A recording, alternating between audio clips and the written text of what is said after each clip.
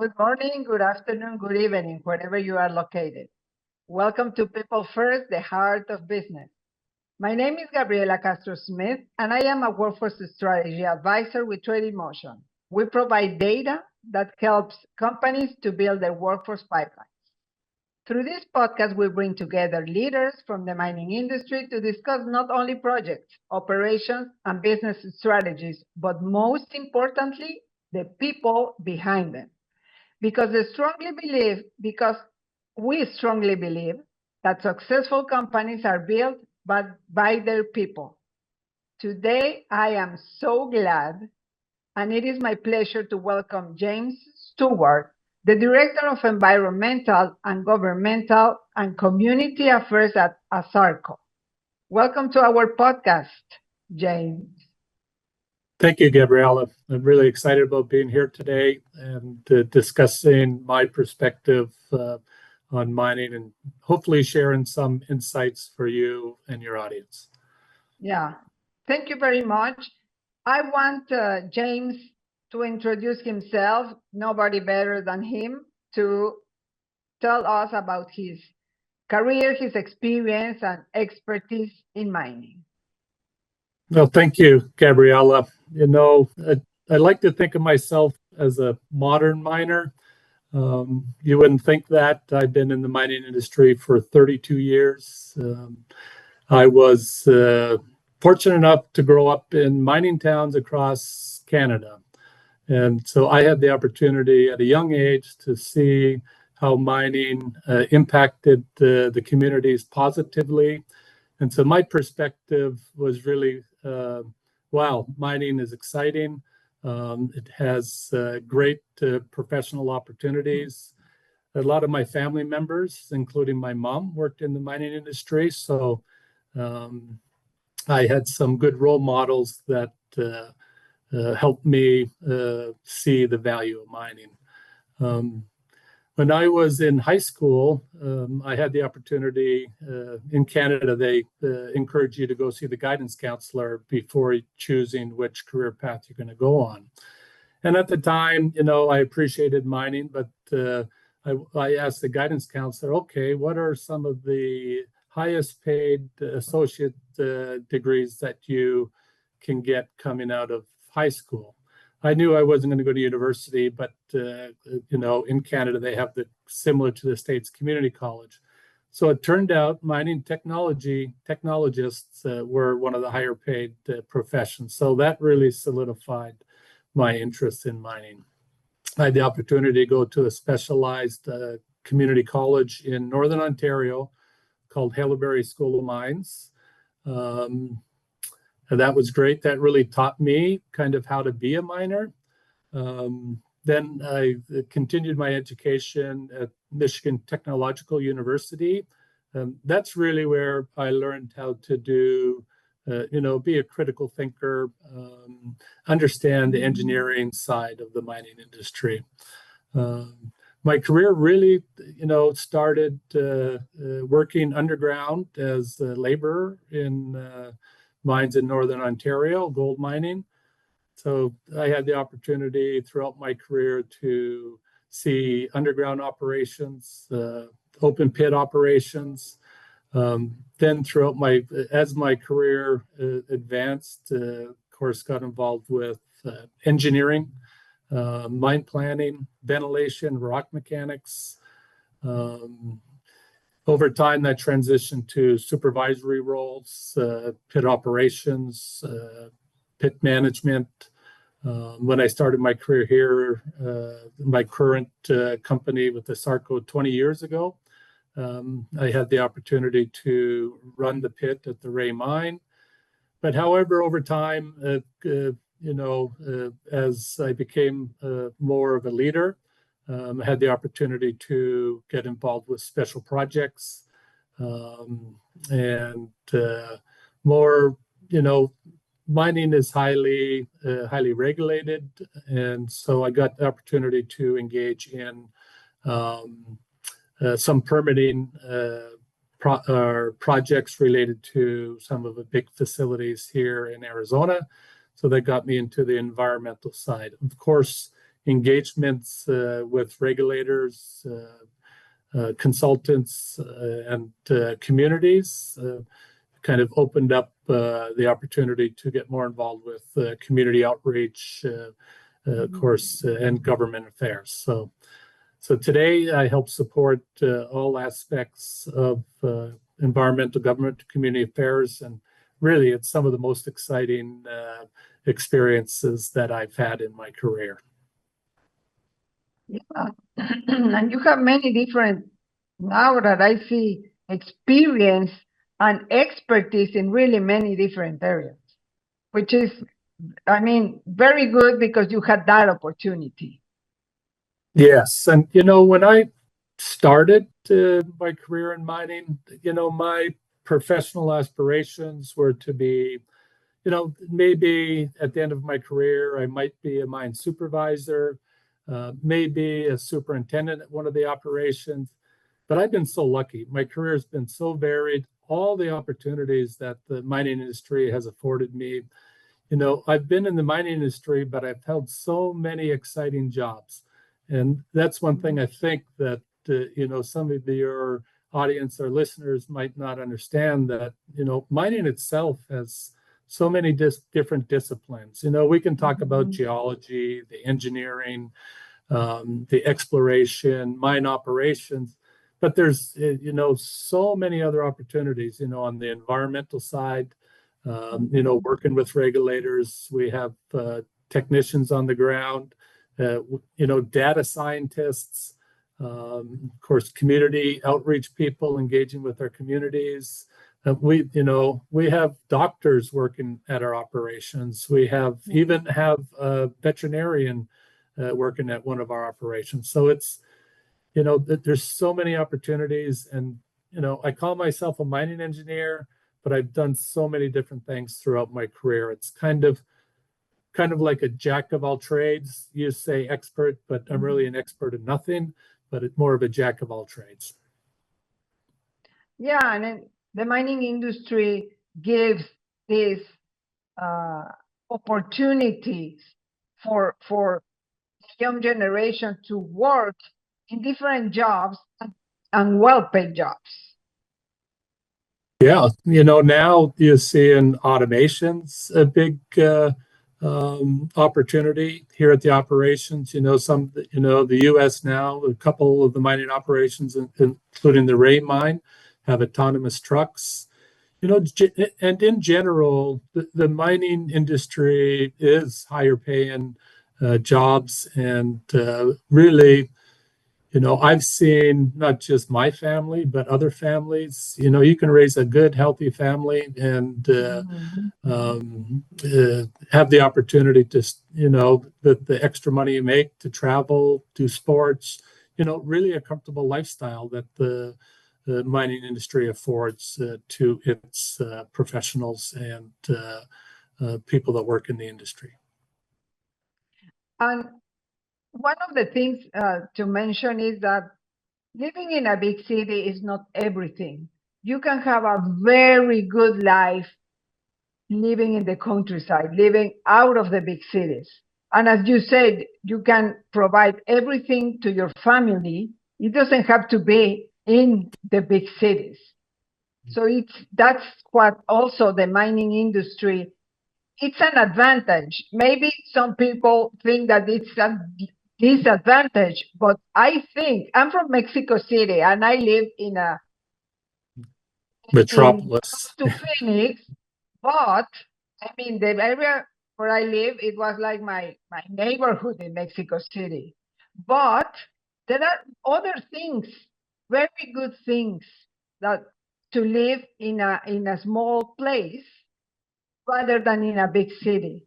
It's a different lifestyle, but it's worth it too. Yes. One of the things I've had the opportunity to, I currently live in a small city, Mammoth, Arizona. It's a sense of community. All your neighbors. It's the opportunities to engage both on the within the sports leagues, whether it's coaching your kids or having socials at the local Lions Club or some of those things. It's definitely mining communities have a culture and a supportive culture that I've seen. I will say one of the advantages too, though, of working in Arizona and the mines in Arizona, that we can live in this small town with the community.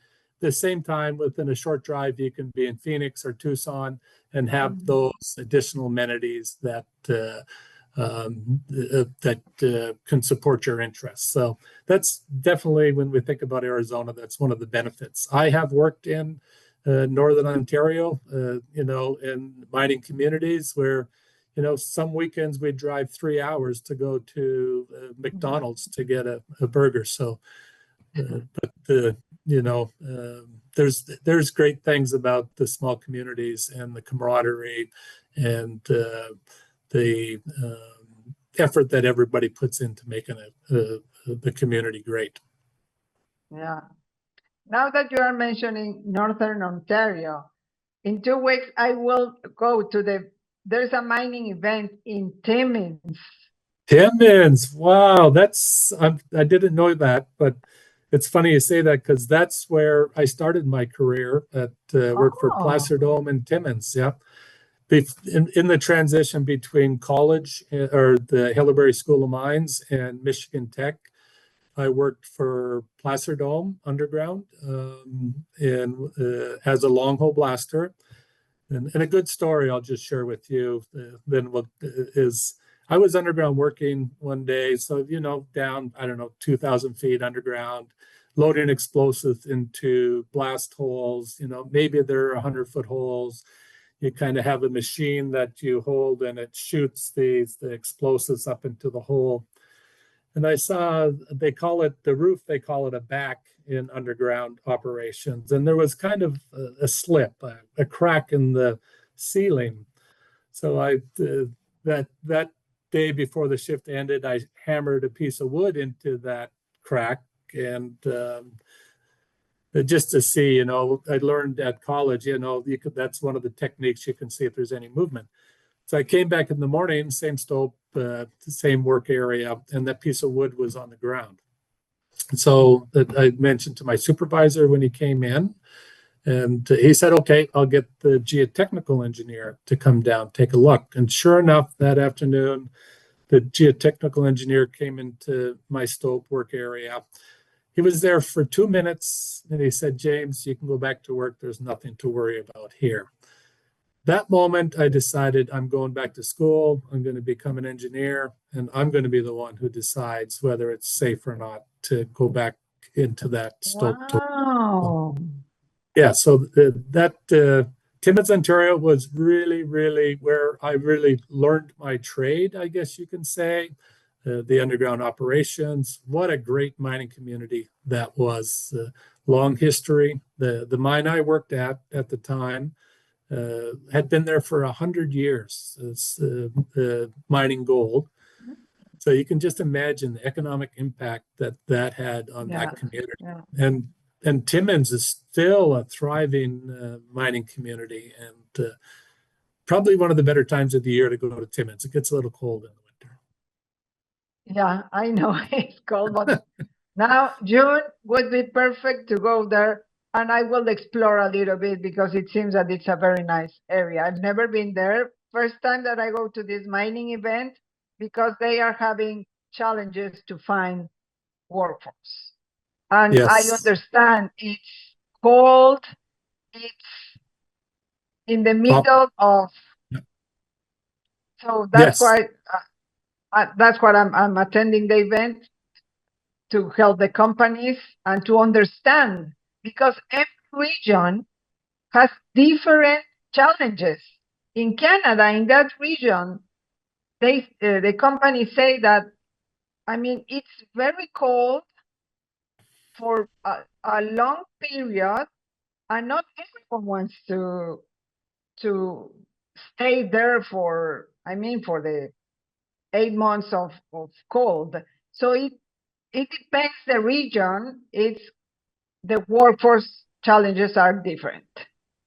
Yes, absolutely. And I think you'll see a similar culture that you see in Arizona, like a very close-knit mining community where, everybody kind of knows everybody in the industry.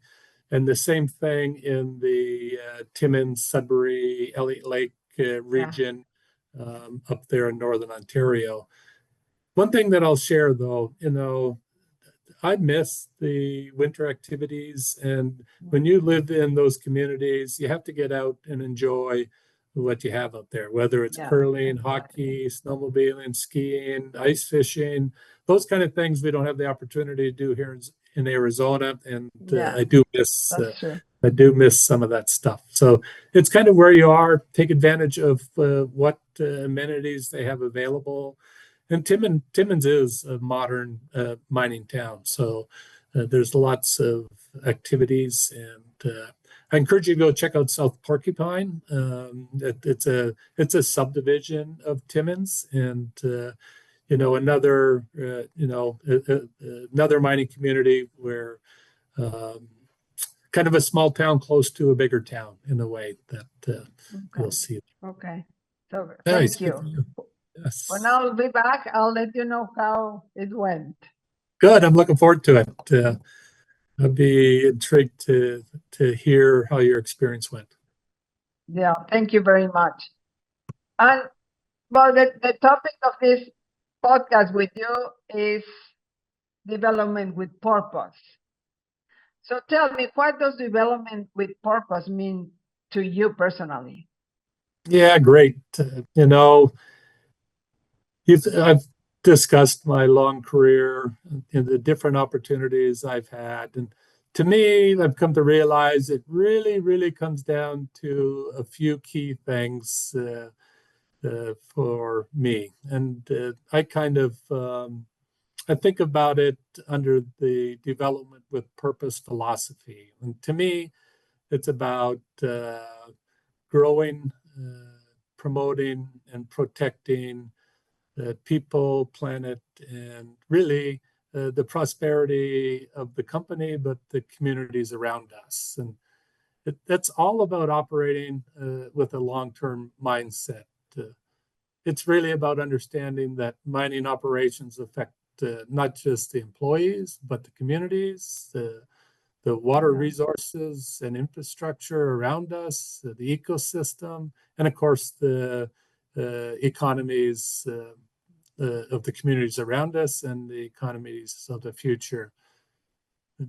To me, it means creating value responsibly, well, maintaining accountability for environmental stewardship, operational integrity, of course, worker safety, yeah, community relationships. It kind of wraps up this how we really obtain our social license to operate. And um, if we don't do good at one of those pillars of, if we're not caring for the people or the environment, our social license to operate will disappear, and the opportunity for any economic prosperity disappears with that. So it's really a comprehensive perspective on how we uh, uh, sustainably mine resources and doing our best to support value for our future generations. and how is it happening, James? How is the mining industry advancing toward more sustainable mineral extraction practices? Because they are doing it. Absolutely, and I'll share. We're not just doing it because of regulations and rules. We're doing it because society expects more from modern mining companies. So we're doing it through at the operations, boots on the ground, continuous improvement in safety systems, continuous improvement of ensuring that our employees are educated and go home safe. That's there's industry certifications like ICMM, Copper Mark, that they have really critical risk management systems in place. So, making sure that we manage those risks, we implement controls, we have monitoring and verification of those controls, and a continuous improvement mechanism so that we improve over time. And that's on the operational side. In the communities, it's about being partners in the communities. It's not just about supplying capital for infrastructure projects, but it's about being boots on the ground with the communities, engaged, building trust, being transparent. I think everybody understands that mining's not a zero impact industry. However, we have to do our best to minimize that impact and be transparent with our communities and about those and about how we're minimizing that. Of course, it's support of growth of the community, the opportunities for them to prosper also along with our operations. For example, here at ASARCO, Grupo Mexico ASARCO, we have something called the Pro-V program. It's about supporting entrepreneurs and helping them establish businesses, become a service provider to our operations, so that our local communities not just benefit from the boom of the mining industry, but we kind of do our best to help create sustainable businesses that say the resource is mined out, that the community has additional resources and skill sets to continue to create economic value. In addition, it's about promoting mining, and it's not just promoting in the communities, it's promoting at the state and federal level to ensure that mining continues to be sustainable moving forward. So it's happening, and again, it's not because the regulations are telling us to do it. It's society is expecting more, and so that's truly what I believe is why we're seeing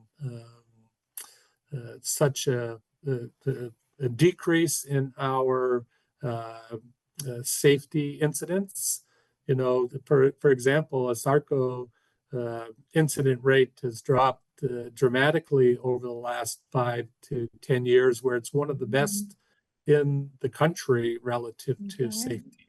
And other mining companies are doing the same. Our environmental impact, we're talking about, not just about protecting, being good stewards of water, but it's being good stewards of the biodiversity around us. At ASARCO, we have a goal to offset where we impact biodiversity on our operations, we'll offset them somewhere else. So that at the end of our operations, we have a positive net impact relative to our biodiversity. So it's happening. Why do you think? Because mining companies are becoming more environmental responsible, more sustainable, responsible. But why do you think that there's still that public perception about mining, and how we can share all these good practices of the industry?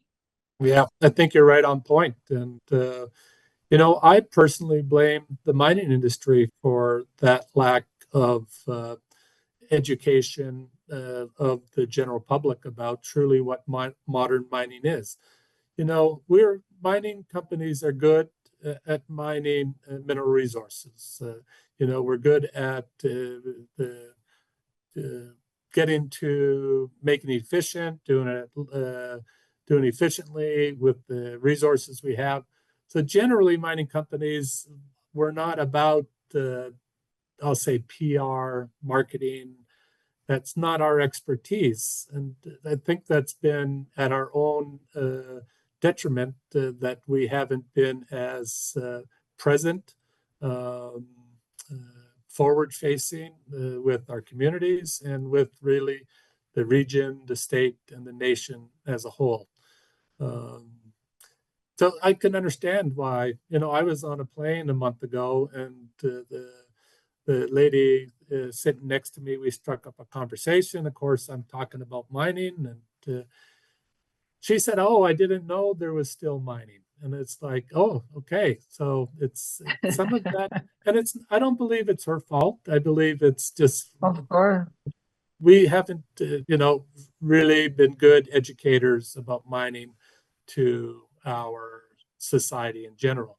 I think some of the focus on critical minerals, supply chain, national defense, the green economy has really started to open up the lens for the general society to learn about mining and understand the importance of it. And so I think that's helping shed some light. And I think, podcasts like yours are going to help with that.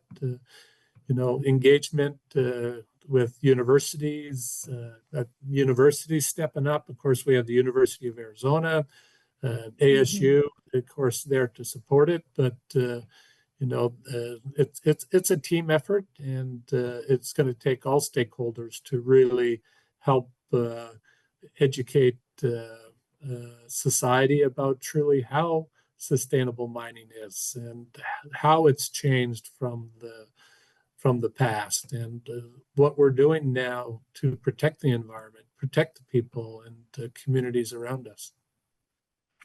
Yeah, of course. And show people that I have the same that happens to me when I travel too. And sometimes people is not happy when I say I work in the mining industry. Yes. But it's when we are in an airplane, that's what I explain to them. You like mining, because if not, how can you take this flight? It's impossible to take a flight if you don't like mining. And mining makes your life easier. If you don't take this flight, how are you going to arrive to the place where you want to be? If it's a 2-hour flight. If you go anyway by car, which is built with thanks to mining, it's impossible to arrive, but it will take you 3 days. So you like mining, and it's only to tell the audience that are not in the mining industry what materials are used to build your car, to build your refrigerator, and that way people would understand that without mining and without agriculture, we cannot live. You're absolutely on point, and you've heard that if it can't be grown, it has to be mined, and that really is the basics of it. And copper doesn't come from Home Depot. Milk, same thing. It doesn't come from Bashes, and I think it's sometimes I think maybe, and we have been working with our education systems to help bring, along with STEM, but bring the mineral extraction understanding to the students. And so we do that both through engagement with teachers, partnerships with University of Arizona, the Arizona Mining Association. We kind of bring teachers into the mining industry to educate them about, from mining, from exploration through to the final product that we generally sell to OEMs and original equipment manufacturers. So it's been a surprising revelation to us that, going into the class, maybe 40%, a smaller percentage of the teachers kind of have a good positive attitude about mining. But after they spend a week understanding the process, understanding, how we bring, rock from the earth, and ultimately copper comes from it, our gold comes from it, they become more supportive of it. And we share with them how, our environmental practices, our workforce development practices, our, safety practices. And once they learn all that, like 70-80% of those people leaving, teachers leaving those workshops are positive about mining. And so education about mining is important. And so we at ASARCO, we have the ASARCO Mineral Discovery Center. It's a forward-facing facility where the public comes in. We have mine tours of active mining operations. We bring them into the mine, into the concentrator. We have a museum, a theater, mineral collection, and it's all to educate students. So ASARCO supports, anywhere from 6th grade up through high school to come into our facility.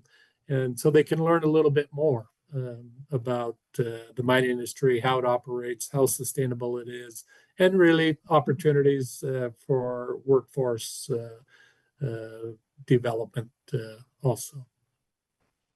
Yeah, and I encourage our audience to visit the Discovery Center. I visited it. It's very, very nice, very well done. And exactly, you understand what mining is after. Yep. When you finish the visit, you say, okay, now I know what mining is. Yeah, absolutely. Thank you for that. And the center's open 5 days a week. We have 4 tours a day. And there's opportunity to, walk around our facility. And I'm excited to share that we'll be breaking ground on a renovation of that facility. Here looks like August 1st, and we hope to have the interior done by December and the exterior following in 2027. That facility has been there for 30 years, educating our regional local communities on mining. And we estimate almost 600,000 people have been through that facility. Wow. So, Wow. Very well done. yeah, thanks for bringing it up. So we are almost at the end of our podcast. So to conclude, looking forward the future, what gives you optimism about mining in Arizona and the next generation of mining professionals? Wow, what a great question. And, I've been in the industry, like I said, 32 years, and grew up in mining towns. So I might be a little biased in my opinion, but what gives me optimism is a combination of opportunity, innovation, and really the people entering the industry today. The demand for copper and critical minerals continues to grow because really, like we talked about, modern society depends on them for infrastructure, energy systems, advanced technology and economic development. I think also at the same time, I see a new generation of mining professionals, and it's, they still bring the strong technical capabilities. They bring a fresh perspective, and I think we all realize that, this new generation that we call them millennials are that's coming into the industry now, they have a real genuine interest in improving the industry and how it operates and, protecting those resources. And I think they already come with a sustainability perspective. Yeah, exactly. They'll have to be, I think that, they'll have to be highly adaptable. I think that we've seen and with what they've had to learn relative to how the information world has made things happened so fast that I think I'm impressed to see how this new generation is able to manage that. And I think that opportunity opens up a lot of doors and how we can manage data, understand, build better systems. I think I'm also excited when I think about Arizona and how it remains one of the most important, mining regions in the world. Of course, specifically around copper, it produces 70% of the copper in the United States comes from Arizona. So, I think here in Arizona, we have tremendous technical expertise. These educational institutions, specifically University of Arizona, Arizona State University, and and the operational experience here in Arizona.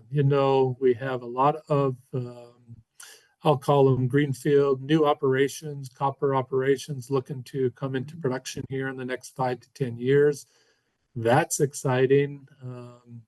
That's exciting. I think, the future of mining will continue to be shaped by, I think, responsible development, technology advancement, and strong workforce development. I agree with you, James. Thank you for being my guest. I'm very, very happy that you are here. We had a very good conversation. Thank you for sharing your experience and your expertise. And thank you for our audience to watch the video or listen to the video. This is mining, and you will understand what mining is about. Thank you very much. Have a good afternoon, a good evening, or a good morning.